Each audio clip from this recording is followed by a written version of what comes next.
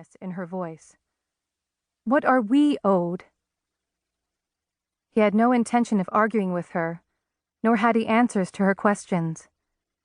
He quietly dressed and moved to the front room, leaving the bedroom door ajar. The front room, which served as kitchen and dining room, as well as their daughter Sean's bedroom before her arrest, was half the size of the bedroom and cluttered with decades of accumulations. A few jars, once used annually to make Sean's favorite pickles, sat empty and dusty on top of one another in a corner. Next to the jars was a cardboard box in which Teacher Gu and Mrs. Gu kept their 2 hens, as much for companionship as for the few eggs they laid. Upon hearing Teacher Gu's steps, the hens stirred, but he ignored them. He put on his old sheepskin coat, and before leaving the house, he tore a sheet bearing the date of the previous day off the calendar, a habit he had maintained for decades. Even in the unlit room, the date, March 21st, 1979, and the small characters underneath, Spring Equinox, stood out. He tore the second sheet off too and squeezed the 2 thin squares of paper into a ball. He himself was breaking a ritual now, but there was no point in pretending that this was a day like any other. Teacher Gu walked to the public outhouse at the end of the alley. On normal days, his wife would trail behind him. They were a couple of habit, their morning routine unchanged for the past 10 years. The alarm went off at 6 o'clock, and they would get up at once. When they returned from the outhouse, they would take turns washing at the sink, she pumping the water out for both of them, neither speaking.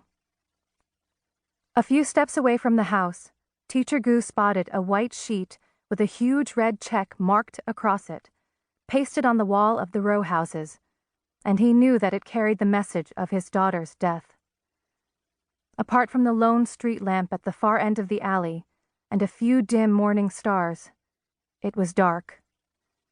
Teacher Gu walked closer and saw that the characters in the announcement were written in the ancient Li-styled calligraphy, each stroke carrying extra weight, as if the writer had been used to such a task, spelling out someone's imminent death with unhurried elegance. Teacher Gu imagined the name belonging to a stranger, whose sin was not of the mind, but a physical one. He could then, out of the habit of an intellectual, ignore the grimness of the crime. A rape, a murder, a robbery, or any misdeed against innocent souls, and appreciate the calligraphy for its aesthetic merit. But the name was none other than the one he had chosen for his daughter, Gu Shan. Teacher Gu had long ago ceased to understand the person bearing that name. He and his wife had been timid, law-abiding citizens all their lives. Since the age of 14, Shan had been wild with passions he couldn't grasp. First a fanatic believer in Chairman Mao and his Cultural Revolution, and later an adamant non-believer and a harsh critic of her generation's revolutionary zeal. In ancient tales, she could have been one of those divine creatures who borrow their mothers' wombs to enter the mortal world and make a name for themselves, as a heroine or a devil, depending on the intention of the heavenly powers. Teacher Gu and his wife could have been her parents for as long as she needed them to nurture her. But even in those old tales, the parents, bereft when their children left them for some destined calling, ended up heartbroken, flesh and blood humans as they were, unable to envision a life larger than their own. Teacher Gu heard the creak of a gate down the alley, and he hurried to leave before he was caught weeping in front of the announcement. His daughter was a counter-revolutionary, and it was a perilous situation for anyone, her parents included, to be seen shedding tears over her looming death. When Teacher Gu returned home, he found his wife rummaging in an old trunk.